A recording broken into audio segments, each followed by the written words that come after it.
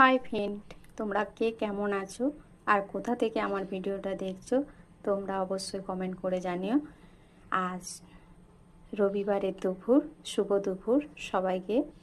আজকে আমার রান্না বান্না রয়েছে, দেখো এখানে কুমড়ো ফুল দিয়ে ডাল দিয়ে বড়া হবে।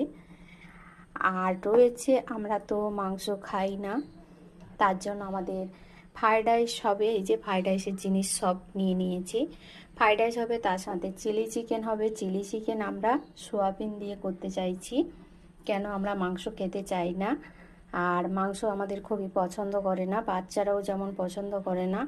তাই চিলি চিকেন বানাবো কি করে ফ্রাইড রাইসের সাথে খাওয়ার জন্য, তাই সোয়াবিনের চিলি চিকেন হবে। এখানে দেখতে পাচ্ছ মাছটা আমরা খাই বেছে বেছে, লোটে মাছ, চিংড়ি মাছ, কাটাপোনা, কাতলা, এর মধ্যেই থাকে। এর বেশি, এর বাইরে আর যায় না। কমপ্লেট আর ইলিশ, এর বাইরে আর কোনো মাছ খাওয়া আমাদের হয় না। তাই লোটে মাছ নিয়ে নিয়েছি। চিলি চিকেন তো হবে, তার সাথে এটা লোটে মাছের চপ বানানোর জন্য নিয়ে নিয়েছি। এই যে দেখো গোটা গোটা রয়েছে, চপ হবে। আর এখানে রয়েছে আমের চাটনি হবে।